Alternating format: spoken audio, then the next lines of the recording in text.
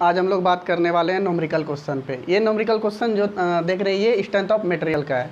तो strength of material जो engineering student के लिए सबसे खास सब्जेक्ट होता है। इस सब्जेक्ट में हम बेसिक रूप से ये जानते हैं किसी भी चीज़ का, जैसे कि अगर कोई सिविल इंजीनियर है तो क्या पढ़ेंगे इसमें, कोई भी जैसे कॉलम है, कोई भी बीम है तो उसका स्ट्रेंथ क्या है, मतलब कब तक हो जाएंगे, कितना फोर्स उस पर अप्लाई करेंगे, वो क्या हो जाएगा, वो लच जाएगा, उसमें एलोंगेशन आ जाएगा। तो ये सारे चीज़ यानी कि एक बहुत इंपॉर्टेंट सब्जेक्ट है, जिससे कि हम किसी भी चीज़ का, जैसे मैकेनिकल इंजीनियर करें तो किसी भी जैसे पार्ट का लगाएं, इंजन का कोई पार्ट, तो उसका किसी भी पार्ट का कौन सा मटेरियल है, उसका स्ट्रेंथ कितना है, कितना उसका स्ट्रेस, कितना वो लोड बियर कर सकता है। तो इन सारे चीज़ों को हम किस में पढ़ते हैं, स्ट्रेंथ ऑफ मटेरियल में। ठीक है, मटेरियल का स्ट्रेंथ क्या है। तो इन सब्जेक्ट में जब सबसे पहले हम पढ़ना स्टार्ट करते हैं, सबसे पहला यूनिट ही आता है क्या, स्ट्रेस और स्ट्रेंथ, जिसका नाम होता है सिंपल स्ट्रेस और स्ट्रेंथ।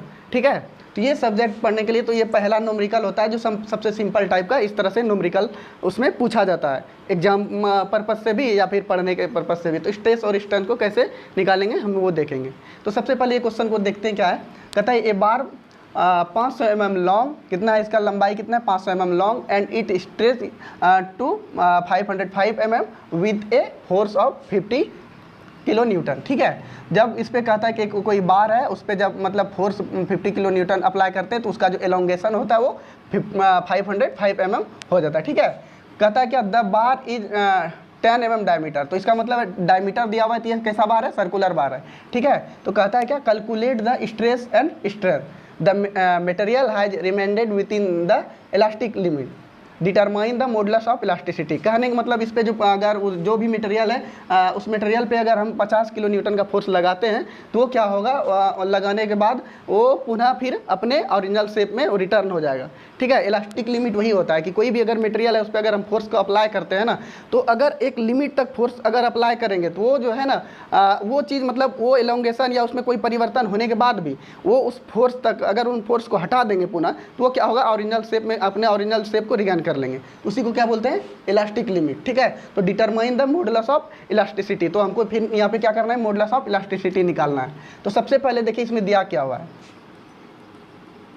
गिवन में लिखेंगे क्या, इतना mm लॉन्ग, L यानी लेंथ दिया हुआ है, कितना है आपका 500 mm। ठीक है, 500 mm। ठीक है, उसके बाद देखिए स्टेज यानी कि उसमें चेंज कितना किया, जब फोर्स को अप्लाई किया तो उसमें चेंज क्या हुआ, चेंज इन लेंथ, उसको क्या बोलते हैं, डेल एल भी अगर बोल सकते हैं, लेंथ अगर एल है तो डेल एल भी बोल सकते हैं, या फिर ऐसे बुक सब में देखा जाए तो एक्स से रिप्रेजेंट भी करते हैं। ठीक है, तो एक्स यानी कि कितना दिया हुआ है आपका 505 mm। ठीक है, तीसरा आपका क्या हुआ है, आगे देने के बाद फोर्स दिया हुआ है, देखिए फोर्स कितना दिया हुआ है आपका, ये 50 यानी 50 किलो न्यूटन। अगर इसको हम न्यूटन में बदलेंगे तो 50 गुना 10⁻³ न्यूटन। ठीक है, ठीक है, तो ये आप यहाँ पे देखेंगे तो इसको हम क्या, फोर्स को हम न्यूटन में लाएंगे। ठीक है, तो यहाँ से देखिए उसके बाद कहता है कि इसका बार का जो डायमीटर है कितना है, वो 10 mm है। ठीक है, calculate the stress and strain, और उसके बाद ये मॉडुलस ऑफ इलास्टिसिटी। तीन चीज़ आपको यहाँ पे निकालने के लिए कह रहा है, स्ट्रेस और स्ट्रेन, ये इतना चीज़ आपको गिवन है और निकालना आपको क्या है, स्ट्रेस। स्ट्रेस स्ट्रेस इसको जो है ना हम रिप्रेजेंट किससे करते हैं, रो से करते हैं। ठीक है, और इसका फार्मूला होता है फोर्स बाय एरिया। देखिए अगर आपको फार्मूला इसका, इन सब चीज़ों का अगर फार्मूला जितना चीज़ उसमें पूछा है, स्ट्रेस स्ट्रेन और मॉडुलस ऑफ इलास्टिसिटी, अगर आपको फार्मूला याद रहेगा ना तो आधा सोचिए कि सॉल्व हो गया, क्योंकि फार्मूला जैसे ही आपको पता रहेगा ना तो आपको दिमाग काम करने स्टार्ट कर देगा। तो सबसे पहले जैसे ही फार्मूला आपको पता चला, देखिए फोर्स है और एरिया निकालना है। ठीक है, तो इसके आप इसका क्या निकल जाएगा, आपका स्ट्रेस निकल जाएगा। ठीक है, दूसरा आपको क्या निकालना है, स्ट्रेन। स्ट्रेन निकालना, इसको किससे रिप्रेजेंट करते हैं, छोटी से, इसको एप्सिलॉन से। ठीक है, और इसका जो फार्मूला होता है यानी del L, change in length by original length, इसको एक्स एक ही है और लिख सकते हैं, या तो डेल एल लिखिए या तो एल लिखिए, बात कोई फर्क नहीं। और इसका ओरिजिनल लेंथ क्या मतलब एल। ठीक है, ये हो गया आपका यहाँ पे स्ट्रेन में। ठीक है, उसके बाद क्या कहता है आपका तीसरा, modulus of elasticity. Modulus of elasticity. ठीक है, इसको किससे रिप्रेजेंट करते हैं, कैपिटल ई से। ठीक है, और इसका जो फार्मूला होता है क्या होता है, स्ट्रेस बाय स्ट्रेन।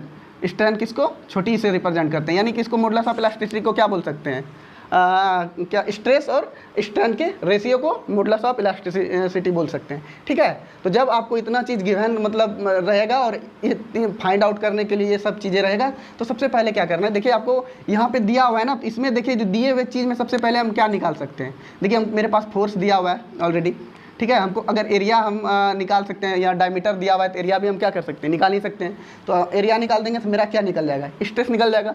दूसरी बात, अगर फिर अगला क्या है, स्ट्रेन। स्ट्रेन में देखिए क्या हुआ, चेंज इन लेंथ यहाँ पे आपको पता है, ठीक है, और ओरिजिनल लेंथ भी आपको पता है, तो आप यहाँ पे क्या स्ट्रेन आसान से निकाल सकते हैं। उसके बाद अगला क्या बता, मॉडुलस ऑफ इलास्टिसिटी। जैसे आप यहाँ से स्ट्रेस को निकाल ही लिए, स्ट्रेन आप यहाँ से पता कर लिए, तो मॉडुलस ऑफ इलास्टिसिटी निकालना कितना आसान हो जाएगा। तो सबसे पहले आइए देखते हैं क्या करते हैं, स्ट्रेन पे बात करेंगे। ठीक है, तो स्ट्रेन निकालने के लिए फोर्स आपको पता है, लेकिन एरिया आपको पता है क्या, नहीं। तो एरिया निकालेंगे सबसे पहले। देखिए एरिया क्या होता है, कोई डायमीटर है ना, सर्कुलर बार है ना, तो सर्कुलर बार का जो एरिया होता है ना, π/4 इंटू डी स्क्वायर, ये क्या होता है आपका फार्मूला होता है। ठीक है, इस फार्मूला पे आप क्या करेंगे, एरिया फाइंड आउट कर लेंगे। तो पाई का मान भी नहीं रखना है, डायरेक्ट आप देखिए अभी इंजीनियरिंग स्टूडेंट के लिए है, तो इनके लिए एक कैलकुलेटर कैलसी रहता है, तो उस पर डायरेक्ट आप पाया और π/4 और डी का इतना मान रख के इसका स्क्वायर कर देंगे, तो आपका डायरेक्ट आप कैलसी पे रखने के बाद आपका ये फाइंड आउट हो जाएगा। तो निकालने के बाद कितना आएगा, मैंने तो इसको निकाला था, तो इसका कितना 78.5 mm² आएगा। ठीक है, तो ये आपका यहाँ से एरिया निकल गया, कितना 78.5 mm², ये आपका एरिया निकल गया, क्योंकि ये mm में था ना, तो mm² निकल गया आपका एरिया।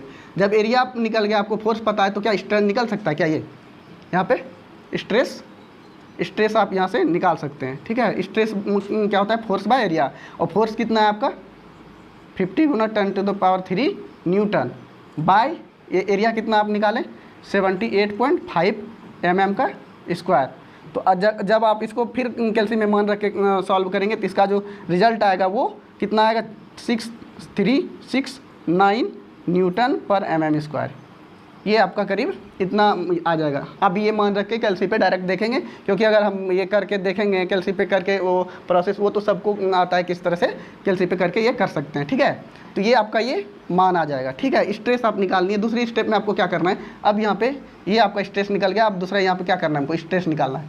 स्ट्रेस निकालने के लिए यानी कि ई को निकालने के लिए क्या करेंगे, चेंज इन लेंथ कितना है 505 ना mm, और बाय कितना है ये ओरिजिनल लेंथ 500 ना, ई भी mm से कट जाएगा, है ना इसका यूनिट, और ये यूनिट लेस होता है, ये पढ़े होंगे सब आप लोग जब इसका थ्योरी कर रहे होंगे। तो ठीक है, तो ये एक ई का वैल्यू कितना हो जाएगा आपका, यहाँ पे अगर देंगे इसमें तो डिवाइड करेंगे तो 1.01 आ जाएगा, ये आपका ई का वैल्यू निकल जाएगा। तीसरी स्टेप में आपको क्या निकालना है, मॉडुलस ऑफ इलास्टिसिटी। तो मॉडुलस ऑफ इलास्टिसिटी का क्या होता है, स्ट्रेस बाय स्ट्रेन। ये तो आप यहाँ पे देख ही रहे हैं कि स्ट्रेस बाय स्ट्रेन, आपका स्ट्रेस भी आपको पता है और स्ट्रेन भी आपको पता चल गया है। तो मॉडुलस ऑफ इलास्टिसिटी यानी आपको क्या निकालना है, आप तीसरे में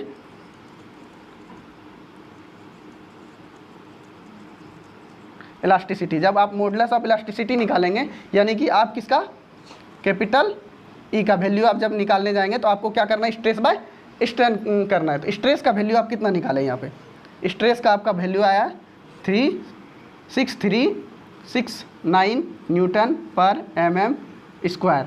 अगर इसको फिर आप क्या करेंगे, डिवाइड किससे करना है आपको, स्ट्रेन से। स्ट्रेन कितना है 1.01। जब आप यहाँ से ये करेंगे, कैलकुलेट करेंगे, तो मॉडुलस ऑफ इलास्टिसिटी आपका कैलकुलेट करके देखेंगे, तो ये करीब करीब मॉडुलस ऑफ इलास्टिसिटी 630.5 आपका यहाँ से ये आ जाएगा। ठीक है, और इसका क्या बोलते हैं, इसमें इस यूनिट लेस होता है, और Nm/mm²। ये आपका क्या आ जाएगा, मॉडुलस ऑफ इलास्टिसिटी। तो इसमें कोई खास चीज़ें है नहीं, आप ये करके देख सकते हैं, इसमें डिवाइड करके देख लेंगे तो कैलसी तो आपका ये आ जाना चाहिए। ठीक है, और ये जो है ना, ये सॉल्व करने के बाद कोई भी क्वेश्चन आएगा, अगर इस तरह का क्वेश्चन आता है कोई भी किसी तरह का, और आपको इस तरह से कहे निकालने के लिए स्ट्रेस स्ट्रेन और मॉडुलस ऑफ इलास्टिसिटी, तो आप इसी तरह से सॉल्व करेंगे। किस तरह से दिया रहेगा, जो पहले गिवन रहेगा उसको आपको कर लेना है, उसी में देखना है कि हमको यहाँ पे स्ट्रेस फोर्स बाय एरिया होता है, क्या हम इसको कैलकुलेट कर पाएंगे। अगर इसको आप अगर यहाँ पे फोर्स ही नहीं दिया रहेगा, एरिया सिर्फ पता रहेगा, तो आपको आगे देखना है चेंज इन लेंथ में यहाँ पे जा सकते हैं, मॉडुलस ऑफ इलास्टिसिटी दिया रहेगा, तो उससे भी पुनः फिर ये बाद में निकाल सकते हैं। तो जैसा इसमें गिवन रहेगा उस तरह से आपको सॉल्व करके ये निकालना है। तो ये जो आप देख रहे थे ये सबसे मतलब इजी टाइप है और सबसे ये बेसिक क्वेश्चन है सिंपल स्ट्रेस और स्ट्रेन का। इससे आसान क्वेश्चन इससे क्या ही पूछ सकते हैं। तो ये सबसे शॉर्टेस्ट क्वेश्चन होता है। फिर अब मिलते हैं इसका सिंपल स्ट्रेस स्ट्रेन का अगले टाइप में किस तरह का पूछा जाता है। Thank you.